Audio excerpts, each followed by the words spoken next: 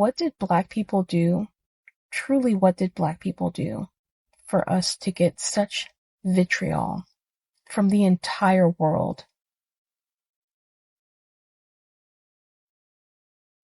The world was gaslit into hating us so much that our existence is perceived as a threat in any single space. What did we do to people for them to treat us as subhuman, as not even human, as just as animals? Fuck that. You guys treat animals better than you treat us. Like, truly, what did we do? Especially Black women. Don't be a beautiful, elegant, confident Black woman in this world because you have the audacity to exist in a world where you are supposed to be suffering. Why do we have to suffer for you guys to feel like we are valid? Why do we have to be in a space of just suffering? Like, people hate to see us win. Truly, people hate Black joy. Why is it that the world wants us to suffer so fucking badly? Like, what is up with this hate? It doesn't make sense. It's stupid.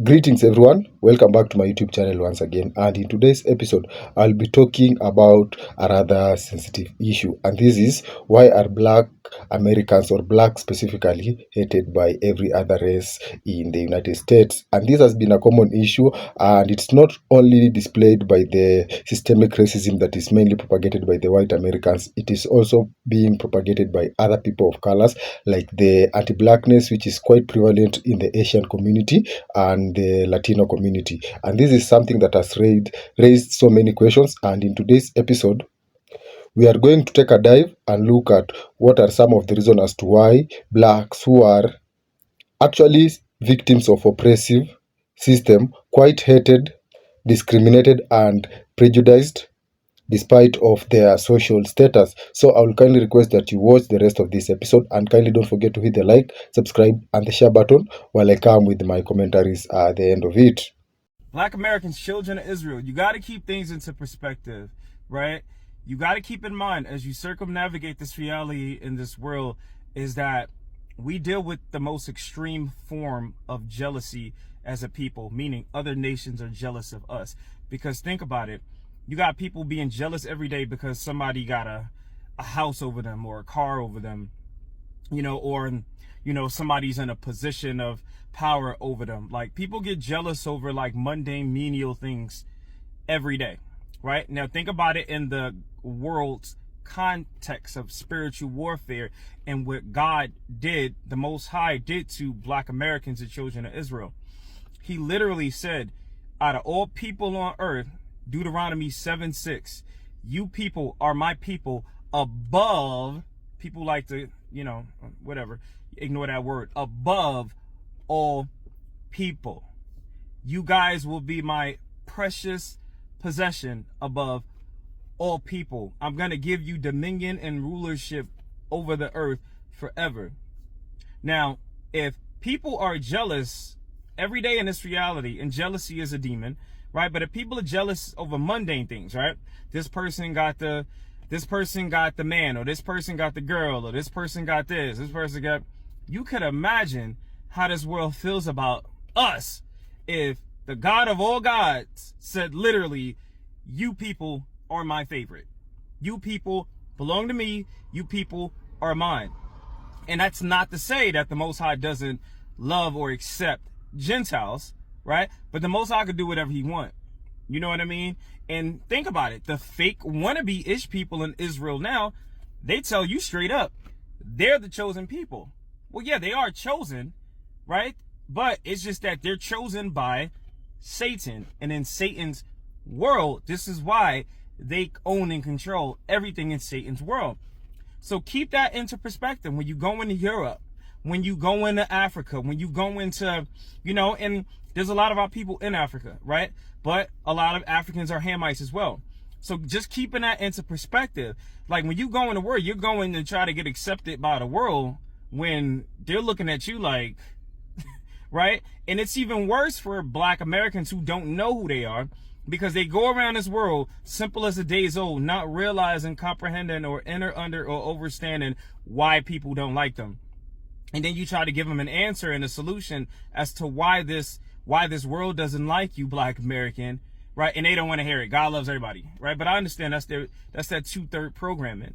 You know what I mean? So get this, understand this, right? This is why. It's out of pure jealousy. It's clear with the special people, right? I mean, the tribe of Judah, musically, we influenced the entire world. I lived in Asia. All they do is play hip hop music in them clubs over in Asia. Go to Europe. All they do is play hip hop. Like, Black Americans set the culture for the world. You know what I mean? That's the tribe of Judah, the same tribe as Jesus Christ, who today Christ would be considered. And I say this over and over and over again because these people are going to keep hearing it. And I do it because really, I like to irritate them, you know, and they hate it. So this is why I keep doing it, right? But, you know, Christ would be considered a Black American man today, or a African American man today, or a NIGGA man today. You know what I mean? Like, Christ was killed in the worst way a Black man could possibly be killed, right? But just the point of this video is, understand it's a deep hatred and jealousy, right? Because they're not us. The thing is that they get mad at us when really it's not us. You know what I mean? It's the Most High did all of this. And if you have any morsel of intelligence, you don't want to go against the Most High's order. You don't want to go against you know, what the Most High wants. So the words of the Gentiles, right? If you enter under overstanding and you recognize it, just accept it. Like, okay, I'm a Gentile, and a lot of you are. I'm like, okay, I'm a Gentile, right? I see what this world has done to Black Americans. Okay, it makes sense. All right, you know, let me go love on them people. Let me go love on them, right? In a righteous way. You know what I mean? Because, I mean, you really quite honestly don't have a choice. If you don't, you're going with the fallen angel. You're going with the fake gods and his people. So, yeah, all praise to the Most High. The reason why every race on earth hates the Black race is because we are the oldest people on the planet. The reason why every race, whether it be Asian, Indian, white, Hispanic, whatever, the reason they all have a deep hatred for the black-skinned, melanated, deeply melanated people is because we are in fact the original people of the planet. There was a point in history where 100% of planet Earth's population was deeply melanated Black people. And it's important to make sure that black-skinned people are not aware of this fact, because it's too empowering. This is why every race on earth works together to gang up on the Black race and to emphasize every negative aspect of the Black race to prevent this realization. If dark-skinned, black-skinned, deeply melanated people understood that at one point in history, planet Earth was 100% black, that planet Earth is in fact a black planet, that is too empowering. That fills you with too much pride, which is why there is constant attack on the psyche, on the self-esteem of the Black race by every other race. There is no other people that has been ganged up on historically more than the Black melanated people. Thoughts of the day, guys. What do you think about that? The fucked up thing about it is, a video may be out like surfacing on the internet. I've never personally seen it, right? And I am chronically online like a lot of people. But the fucked up thing is, I have seen several videos from multiple different people in multiple different cultures who may even live in America, going on a tirade about how much they dislike black people, how much they hate black people, how much black people piss them off, how much they want black people to die. And I've never seen a black person say that about anybody else. I've never seen it. Granted, like I said, a video might exist, but I cannot remember ever seeing something like that. Because the thing about black folk when it comes to non-black people is probably to our definitely to our detriment. We move on a little too fast from people who do disrespectful shit against either a lot of black people or individual black folk. It's in our nature to just move on from something because we're always worried about the next problem. You see what I'm saying? Like, a lot of us grew up constantly dealing with threat after threat after threat after threat. So it's like, you can't sit here and worry about this threat, especially if you think it's minimal at this point, because there's an even bigger threat coming like 3 miles down the road. So when that lady, Ashley or whatever the fuck her name is, sat in that car talking about how much she hate black people and she want this to happen and want that to happen just because she had one bad experience with 1 or 2 black people. Unfortunately, that's how a lot of people see black folk, bro. If you are black in this country, in America, and you have non-black friends, you have non-black associates, non-black co-workers, whatever, you got to understand something. Unfortunately, this is just the way it is. A lot of them do not like you simply because you are black. You may have never done anything fucked up to them at all, but simply because you just happen to be classified as black in America, they don't like you. When people make these videos saying, "Oh, black people have no allies, no allies," bro, you gotta understand something, right? There was no reason for her to do that, right? There was no reason for any of the other people whose videos I've seen to do that. Oh, kill all black people, I hate black people, motherfucker die. There was no reason for them to do that because they probably can't name 5 really bad encounters that they've had with a black person in this country. On my soul, if you are non-black, you probably cannot have more than 5 in your entire fucking life bad experiences with a black person, right? With a black, like, motherfuckers always say, "Oh, black people are breaking into your house." These are the stereotypes I've been hearing since I was a little boy. Oh, they're angry, they're aggressive, they'll break into your house, they'll do this, listen, if anything, black folk are reactionary, right? They react. We react to bullshit. We usually don't start bullshit with non-black people, right? Now, when it comes to black versus black, it's some bullshit and we got to deal with that. But when it comes to everybody else, we inviting everybody to the cookout. We giving everybody the grace. We teaching you the fucking dance move. We teaching you how to Dougie and all that extra shit and all this fucking cute shit, only for motherfuckers to turn around and say, "I fucking can't stand black folk." You see what I'm saying? And I promise you, bro, if black people somehow in this country, if black folk in America were to have one conscious thought, and that conscious thought would be to treat every single non-black person the way they treat us, bro, I'm trying to tell you, this whole fucking shit will get flipped upside down overnight. But the way that it is structured, I don't hate Mexican people. I don't hate white people. I don't hate Asians. I don't hate Indians. I don't hate anybody. Like, the only motherfuckers I dislike are people who do stupid shit to me. If it just so happened you might be Asian, Hispanic, you might be black, you might be white. That's how it should be. You shouldn't hate an entire culture of people simply because you dislike what 1 or 2 do. What are we fucking talking about? This is the unfortunate truth of being black in America. This is the this is it. This is the unfortunate truth of being black. You can be black and have white friends, Asian friends, Mexican friends, Indian friends, all of that shit. You could have a wife that's white, black, You could have a wife or a husband that's anything and anywhere.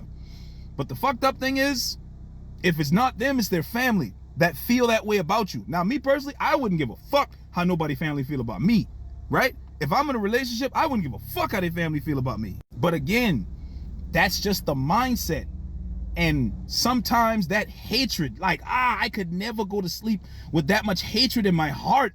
That hatred just bubbles up and it spills over, and that's why you get videos of motherfuckers who are police officers, apparently, who sit in their car, open their little sun visor, slide the light thing open, and sit there and talk about how much they dislike an entire ethnic group of people. Call it what you want, dog. Call it what you, and I try my best to stay out the way. But goddamn, motherfuckers make it damn near impossible to do that shit. Hi, Black 1000. I answered this a little bit earlier today, but I was gonna try to elaborate a little bit. From my experience, because I can't speak for everyone, all white people or their experiences, but from my experience, it was more like taught to fear you than hate you. I was taught that you were dangerous, that you hated white people. I can remember being told that, like, I couldn't go in certain parts of town because, like, if I was just walking down the street, I would have been, like, murdered or raped or something. It was just more like the rhetoric in the background. Part of my white privilege is I can put down my anti-racist torch and, like, not think about this because it's not negatively affecting me. In that, we also have white privilege in our racism because we don't have to carry it around all the time. It's not like front of mind. It's not like I was constantly being berated with, like, bad rhetoric about black people. It's always just, like, in the background, like, being reinforced with, you know, racist jokes or racist comments about people, or, you know, using racial slurs to degrade people. So it still happens today. I'm like, there's a park by my house and they have public events for, like, Easter. They'll have an Easter egg hunt, but we go to them and it's predominantly black people that attend. And I will have white people in my life when they'll be like, oh, what are you doing Saturday? I'm like, oh, we're going up to the park by our house. And they're like, you know, it gets really dark around there, which is now like code for there's too many black people. Or they'll be like, oh, it's really going to be really dark there, so why don't you go over to this part of town, to that park? And I'm just like, yeah, we've been many times, we enjoy it, that's why we're going. But it's just that constant, like, thread through, like, theme throughout. And I feel like some of that doesn't answer the question as to, like, why people feel that way. But again, it's just been ingrained in us since children to fear you, which easily turns to hate, right? If you are scared of them and think that they're going to, like, threaten your way of life or threaten your well-being, then you are going to hate them. And it's wild, and I'm trying to break down these barriers. I really just want people to see, like, push back on those thoughts, peel back the onion a little bit. Like, why do you have these thoughts? Where did they come from? Are they rooted in fact? Are they rooted in your experiences? And I've said this before, but when you isolate yourself away from a group that you have hatred for, whether it's black people or the LGBTQIA community or the trans community or Muslims or whoever, when you don't have actual experiences with these people on a regular basis, it is easy to continue to believe the bullshit that you've been told because you don't have anything to judge it against except for believing people you love and trust in your life that have told you these things. So more than anything, I encourage white people to engage with these communities, make friends, have experiences, build your own narrative. So at least it's built on something real and just not something that you've been told that's been passed down through generations that have been built on hate. I don't mean to say this, like, to be disrespectful, and maybe some people are going to think this sounds dumb, but I feel like there's a deeper reason why, people of color and specifically the Black community have been relentlessly persecuted. Like, I mean, just the things that happened during slavery alone, like, were insane. But I don't know, the more I learn about Black history and the ways that, people who literally worked in the government, like the CIA, all these different people in power were trying to ruin the Black community. And it makes me think, dude, I feel like, is there something more going on here than just racism? Because it's like, come on, you're telling me you're doing all of this stuff just because you don't like someone's skin color?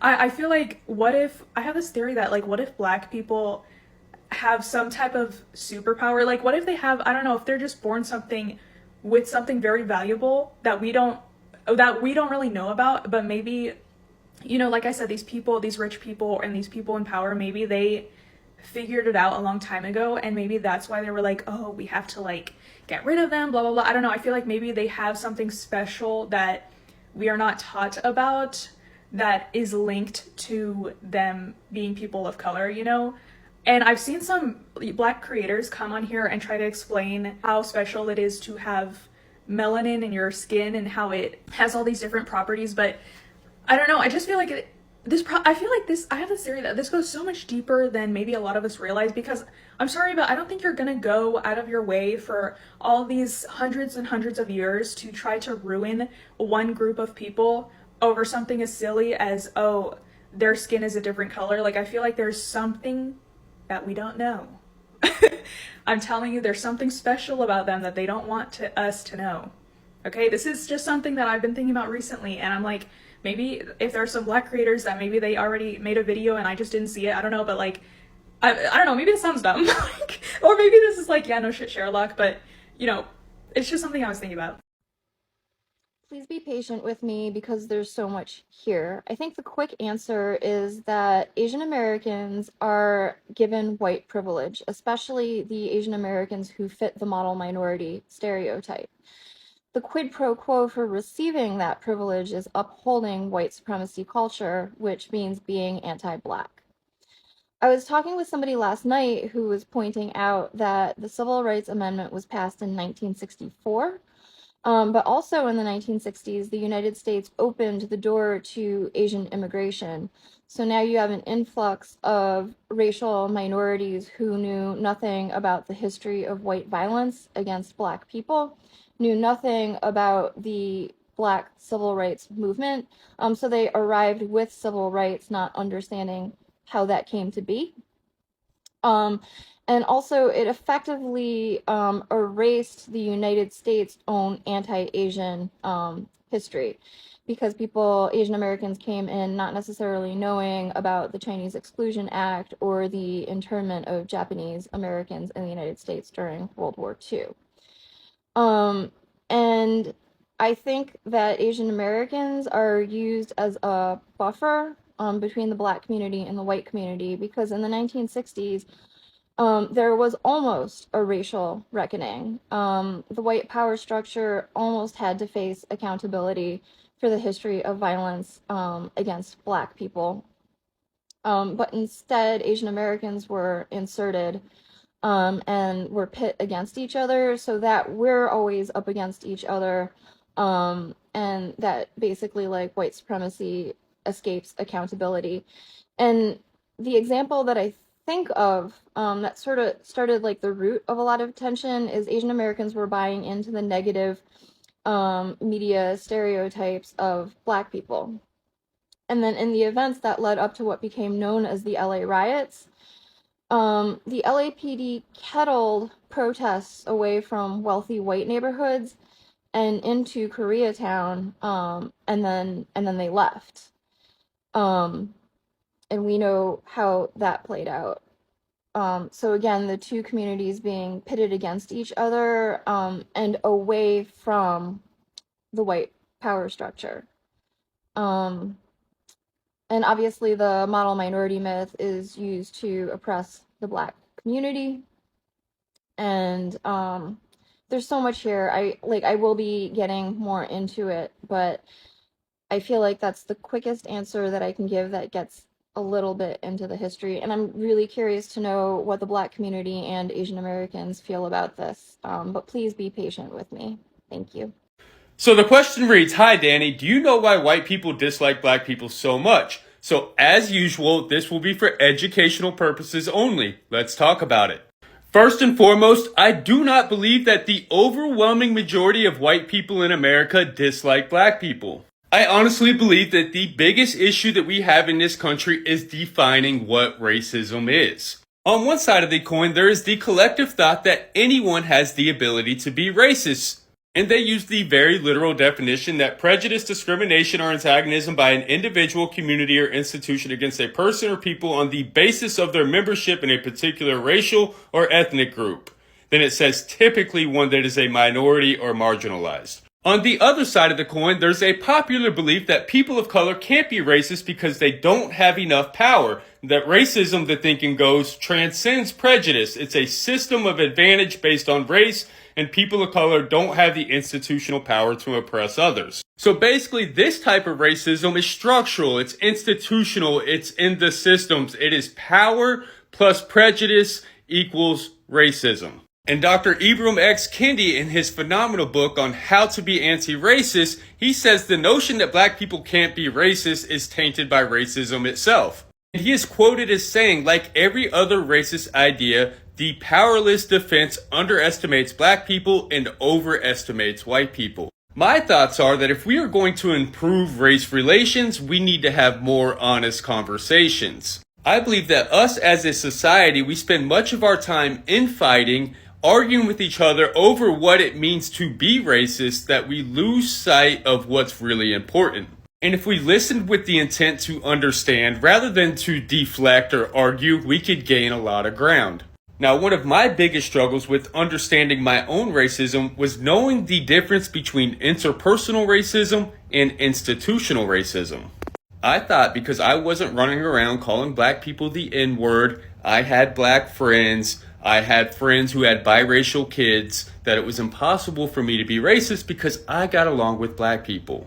But what I've learned is that there are different types of racism. There's internalized racism, there's interpersonal racism that we just spoke on, institutional racism and structural racism. It's insidious, it's covert, it comes in the form of microaggressions. It comes in the form of being implicit and explicit, covert and overt. So I don't believe that it's white people disliking black people. I just believe that there's a lot of uneducated and misguided white people who have not done the work to become educated on the topic. And I don't want to seem like I'm justifying or excusing racism because we have a whole wealth of information at our fingertips. There is no excuse for it today.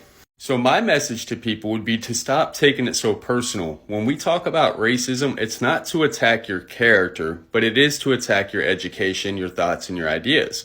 Understand that we still uphold a constitution that was written by slave owners. We had the abolishment of slavery except when punishment for a crime. We still have legalized slavery written into our constitution by way of the 13th Amendment. And think about it. In 2022, we still had states that had slavery on the ballot. Alabama, Oregon, Tennessee, and Vermont all voted to end the exception, end the exemptions for slavery as punishment for a crime. And states like Louisiana rejected it. And you know why? Because it would cause them to lose a whole bunch of money. When we as a nation are profiting off the labor of our citizens, we are incentivizing crime. Crime technically pays, and it makes sense to create a prison industrial complex in which we have 2 million prisoners in the United States. And as a country, black incarceration rates are dropping, but we still have a lot of work to do. 1,807 black men per 100,000 were held in state or federal prisons during 2021.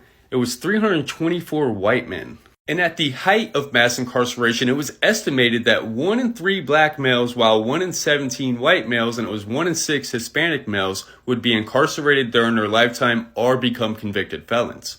And in my opinion, our criminal justice system is the epicenter of systemic or institutional racism in America. But it's all throughout our systems. It's in our housing, it's in our banking, it's in our education, it's in our voting, the way we do democracy, healthcare, the list goes on.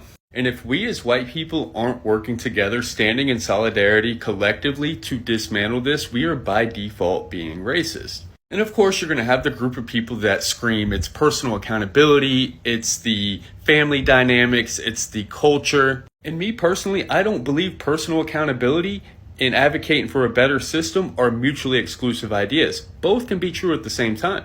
And there's this common misconception that white people today have to pay for the sins of our ancestors and that white people owe black people, and that's just not the case. The United States government committed these egregious acts against black Americans. It is our responsibility to hold the government accountable if we believe in justice like we say we do. And Brian Stevenson said it best. In the United States, wealth, not culpability, shapes justice. And this is why classism and racism are so closely related. What group of people has been robbed of the most generational wealth? So I may be a little naive, but as always, I want to believe in the goodness of humanity. There aren't a lot of white people who just flat out dislike black people, and the ones who are explicitly racist are not the ones that we have to worry about. It is the well-intentioned, God-fearing, family-loving, hard-working, tax-paying, community-serving, everyday white person that we have to worry about because they walk through this life unaffected and it's business as usual. Well, if you've watched to this end, thank you once again and let's get down to it. For beginners, we first need to understand how did the blacks get into this position of being hated by other races or other people of color despite of their rather dark past where they have been victims of oppressive systems, that is like the transatlantic slavery system and also colonialism. And so in today's episode, as you've seen in this video, there are quite a number of reasons as to why blacks are mainly prejudiced and discriminated by other races, especially in the United States. And going back to the United States, we need first to understand how the black American race found themselves in the United States. And this goes back to the transatlantic era period where we're getting to see that the black Americans or the African slaves were brought to work as slaves in the cotton fields in the United States. And these were the precedent ancestors of the current population of black Americans who are still experiencing the same racial discrimination and prejudice that their ancestors had experienced before in the United States. And this goes back to the main reason as to why blacks were brought to the United States.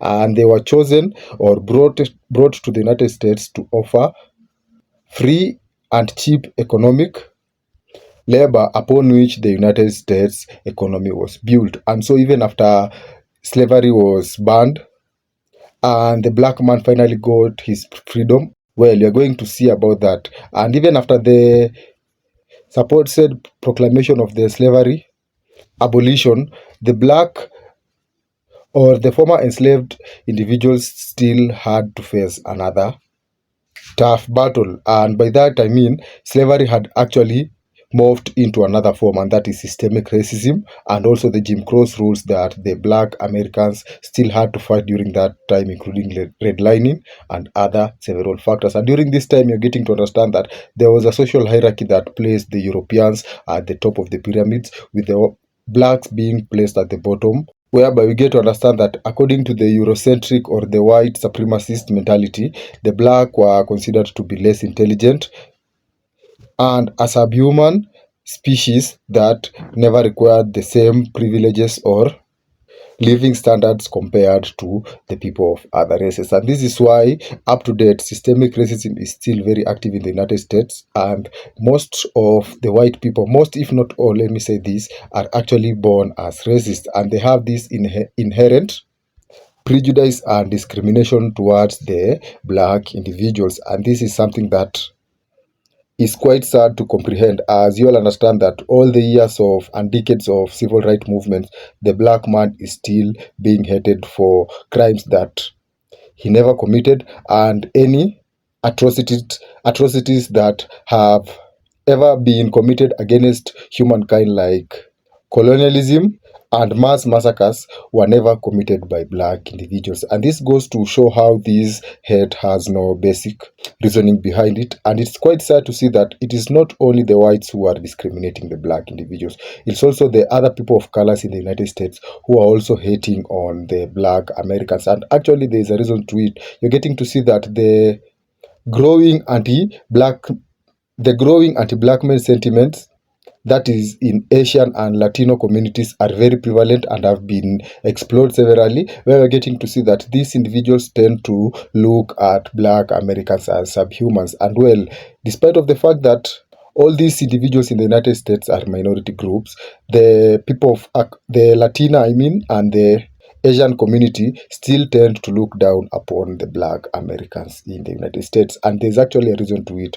As we look at the Latino community, there are also individuals who came from a history of colonialism, and you're getting to understand that, for example, for most Latinas during the colonial era, that is in the Spanish colonies, there was a hierarchy of privileges with regards to skin color, known as castas or the caste system, that was mainly developed by the Spanish colony. And at the top of the pyramid, as expected, it was the European individuals who were placed at this top, and at the middle of it, it was the indigenous population, and at the bottom of it, it was the Black individuals who were actually enslaved Africans. And so this caste system led to the development of colorism, which is quite very prevalent in most Latino countries today, as lighter skin is always being admired by most of the population compared to the darker skin, which is always looked down upon.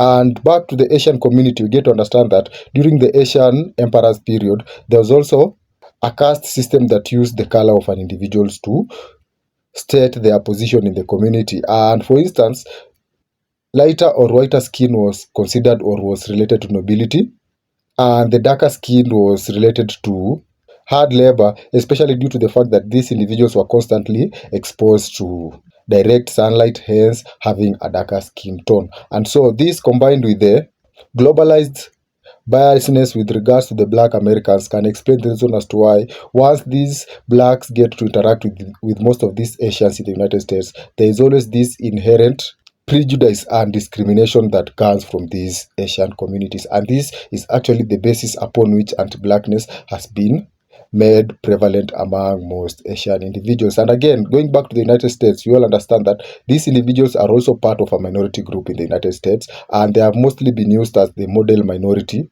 once they get to the United States. And this also gives them the impression of proximity to whiteness, whereby they still try to associate more with the whites to gain benefits of the white privilege, and in doing so, they consciously or unconsciously try to pull themselves away from the Black Americans. Hence, have this constant anti-blackness views, and also tend to associate less with the Black individuals as a way of gaining white privilege in a system that systemic racism is actually very prevalent.